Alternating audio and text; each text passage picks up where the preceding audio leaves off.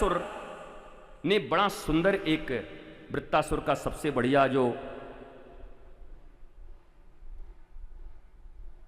स्तुति है, स्तुति जानते हैं आप? स्तुति, जो स्तुत्य हैं उनकी स्तुति होनी चाहिए। पहले के राजा चारण भांट रखते थे स्तुति के लिए, इसको बुरा नहीं मानना चाहिए। जो स्तुति के योग्य हैं उनकी स्तुति होनी चाहिए, परंतु स्तुति को अब हमने चमचापना कह दिया है। भगवान की भी स्तुति होती है, श्रेष्ठ पुरुषों की भी स्तुति होती है और होनी चाहिए। अगर श्रेष्ठ जनों की स्तुति नहीं होगी तो समाज में श्रेष्ठत्व को प्राप्त करने के लिए किसके भीतर प्रेरणा आएगा? यह तो प्रेरणा का काम करता है, आप जिसको चमचागिरी कहते हैं। मेरी निगाह में स्तुति जरूरी है, नहीं तो भगवान को स्तुति की जरूरत क्या है? आप्त काम पूर्ण काम, न काहू से लेना न काहू को देना।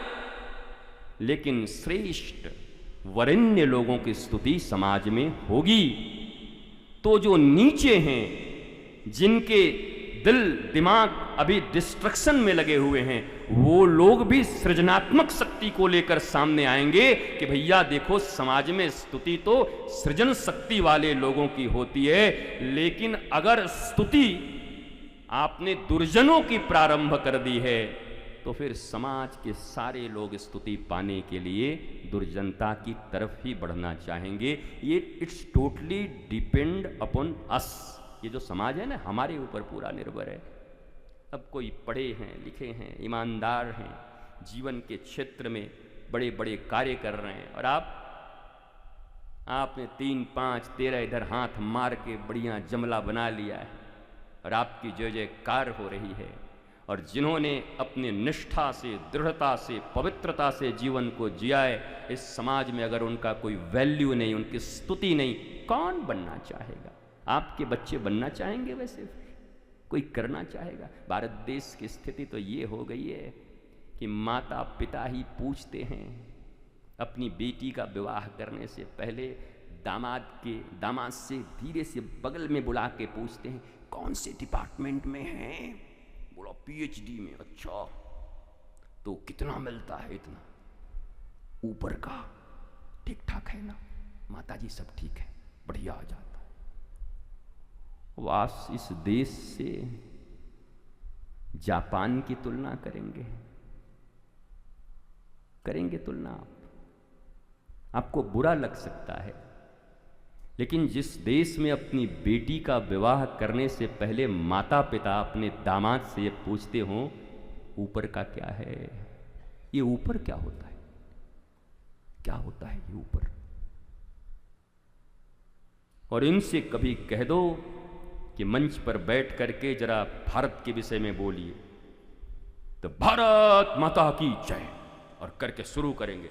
मेरे देश के नौजवानों, ईमानदारी में ही पूरी भारत की प्रगति होगी, हमें दृढ़ निष्ठा के साथ। और आपकी निष्ठा तो ऊपर की है, आपकी निष्ठा कहां की है? व्यक्तिगत जीवन में आचरण नहीं है। मरम न जाने धर्म बखाने, मेरे गुरुदेव ने कह दिया, मरम न जाने धर्म बखाने। मर्म जानते नहीं, मर्म को अपनाते नहीं और धर्म का व्याख्यान देने चले। आप अपने जीवन को भगवान राम 14 वर्ष, भगवान राम 11,000 वर्ष तक बताया वाल्मीकि रामायण में कि इस पृथ्वी पर उन्होंने ठीक ठाक अपना सारा कुछ किया, लेकिन 14 वर्ष निकाल दो, सिर्फ 14 वर्ष निकाल दो भगवान राम के। अब लिखो, क्या लिखोगे? ठाकुर जी के विषय में लिखो, बताओ।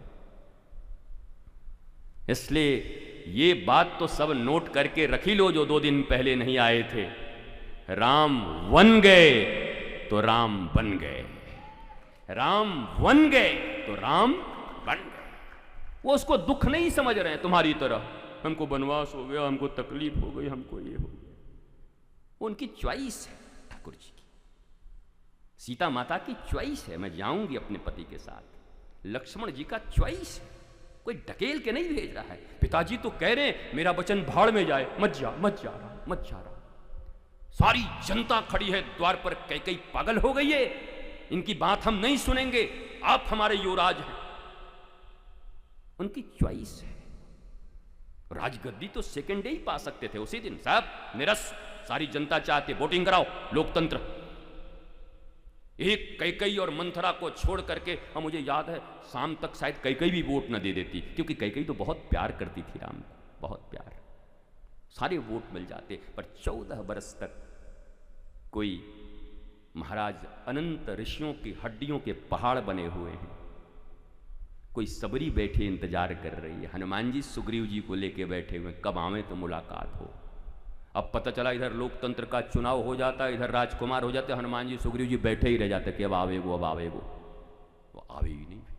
जटायु का क्या होता, हमारे निषाद राज का क्या होता, केवट प्रसंग का क्या होता, सबकी छोड़ो भाई, विभीषण का क्या होता बेचारे का, त्रिजटा का क्या होता, इन सबों का क्या होता। और दुनिया की छोड़ो, रावण का क्या होता, बेचारे को बैकुंठ कैसे मिलता अगर राम जी न पहुंचते।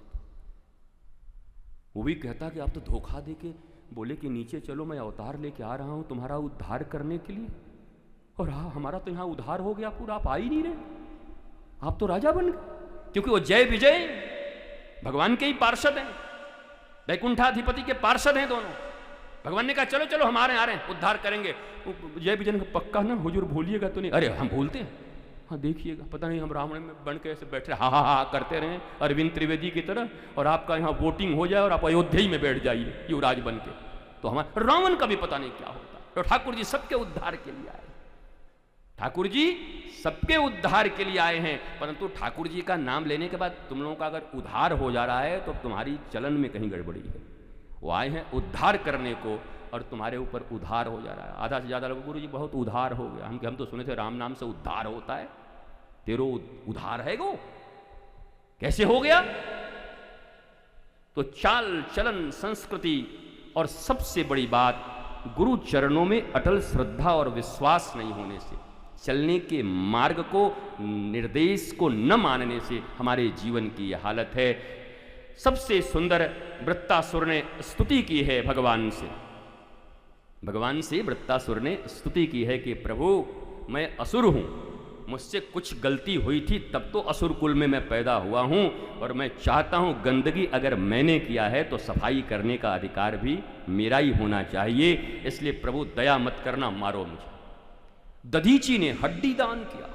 लोग पूछते हैं अंग दान करना चाहिए कि नहीं, भागवत जी से देख लो करना चाहिए कि नहीं। हाँ, इसको फैशन मत बनाओ, अंग दान करना है कि नहीं उसको छपवाओ, फैशन बनवाओ। हमने आंख दान कर दिया है, पता चला मरने के पहले तुमको खुद ही तुम्हारा आंख चला गया था, मोतियाबिंद से एकदम खत्म हो गया था, ठीक ही नहीं हो, क्या दोगे। प्रचार करने की जरूरत नहीं। वृत्तासुर के विनाश के लिए, लोक मंगल के लिए, ऋषियों के मंगल के लिए, देवों के मंगल के लिए जीते जी दधीची ने अपने हड्डियों को दान कर दिया है, फिर अंग दान की क्या बात करते हो। हमारा शास्त्र, हमारे संत, हमारी संस्कृति, सब कुछ भागवत में मौजूद है। उनकी हड्डी से बना वज्र, वज्र से हुआ प्रहार,